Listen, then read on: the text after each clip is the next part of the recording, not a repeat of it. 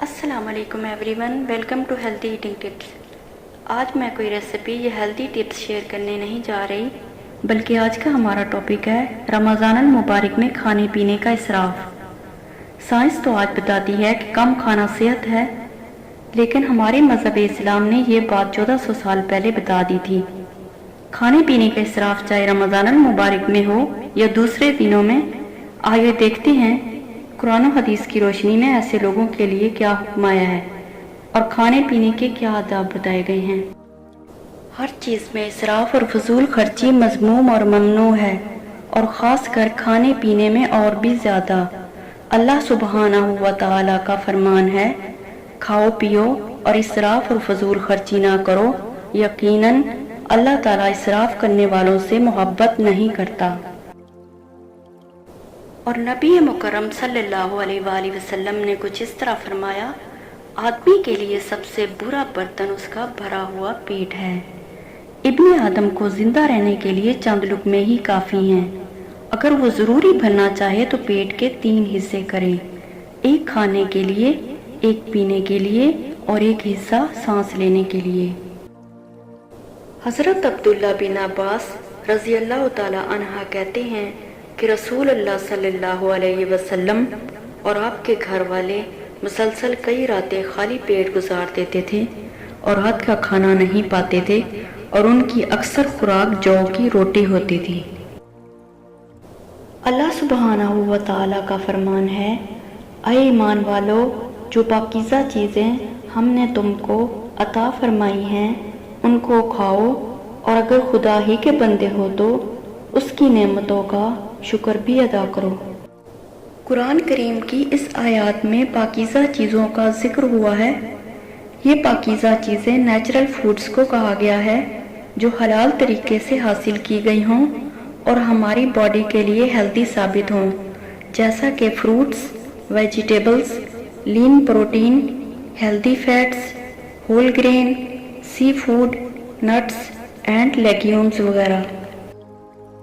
کھانے پینے میں اسراف کے اندر بہت سے مفاسد پائے جاتے ہیں، جن میں سے چند ایک کا ہم یہاں پہ ذکر کرتے ہیں۔ انسان دنیا میں جتنی بھی اچھی پاکیزہ نعمتیں حاصل کرتا ہے، اس کا آخرت میں اتنا ہی حصہ کم ہو جاتا ہے۔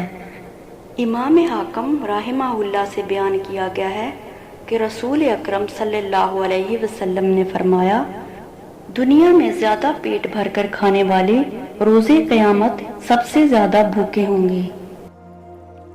حضرت عمر فاروق رضی اللہ تعالیٰ عنہ کا قول ہے، اللہ کی قسم، اگر میں چاہوں تو تم سے بہتر اور نرم لباس زیب تن کر سکتا ہوں، اور تم سے اچھا اور بہتر کھانا کھا سکتا ہوں، اور تم سے بہتر اور اچھی زندگی بسر کر سکتا ہوں، لیکن میں نے دیکھا ہے کہ اللہ تعالیٰ نے ایک قوم کو ان کے فعل کی وجہ سے آر دلاتے ہوئے فرمایا، تم نے اپنی نیکیاں دنیا کی زندگی میں ہی برباد کر دیں اور ان کے فائدے اٹھا چکے ہو، بس آج تمہیں ذلت کی عذاب کی سزا سنائی جائے گی، اس باعث کہ تم زمین میں ناحق تکبر کیا کرتے تھے، اور اس باعث بھی کہ تم حکم عدولی بھی کیا کرتے تھے۔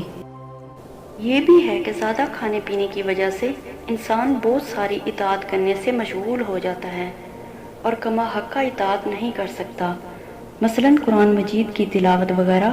حالانکہ ضروری تو یہ ہے کہ مسلمان کے لیے اس مہینے میں شغل ہی اطاعت ہونا چاہیے، جیسا کہ سلفہ صالحین کی عادت تھی۔ لیکن آپ دیکھتے ہوں گے کہ ہمارے ہاں عورت دن کا اکثر حصہ باورچی خانے میں کھانا پکانے کے لیے صرف کر دیتی ہے، اور اسی طرح رات کا حصہ بھی کھانے پکانے اور مشروبات تیار کرنے میں گزر جاتا ہے۔ مفاسد میں یہ بھی ہے کہ انسان جب زیادہ کھائے پیے تو اس میں سستی پیدا ہو جاتی ہے اور نیند بھی زیادہ آتی ہے، جس سے وہ اپنا زیادہ وقت ضائع کر بیٹھتا ہے۔ سفیان ثوری رحمہ اللہ فرماتے ہیں، جب آپ اپنے جسم کو صحیح رکھنا چاہتے ہیں اور نیند کم کرنا چاہتے ہیں تو کھانا کم کھایا کرو۔ یہ بھی ہے کہ زیادہ کھانے سے قلبی غفلت پیدا ہوتی ہے۔ امام احمد رحمہ اللہ سے پوچھا گیا، کیا پیٹ بھر کر کھانے والے کو رقت قلبی حاصل ہوتی ہے؟ تو امام صاحب نے جواب دیا، میرے خیال میں ایسا نہیں ہوتا، یعنی اسے یہ حاصل نہیں ہو سکتی۔ خلاصہ یہ ہے کہ مسلمانوں کو ہمیشہ اعتدال پسند کھانے کی عادت اختیار کرنا چاہیے اور ایسا کھانا کھانا چاہیے جو غذائیت سے بھرپور ہو، متوازن اور صحت مند ہو، جو جسمانی صحت کے ساتھ ساتھ روحانی گروتھ میں بھی اضافہ کرے۔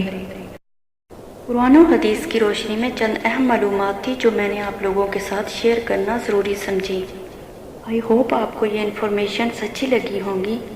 مزید انفارمیٹیو ویڈیوز کے لیے ہمارے چینل کو سبسکرائب کریں اور ویڈیو کو لائک اور شیئر کریں۔ ملتے ہیں ایک نئی ویڈیو میں، تب تک کے لیے اللہ حافظ۔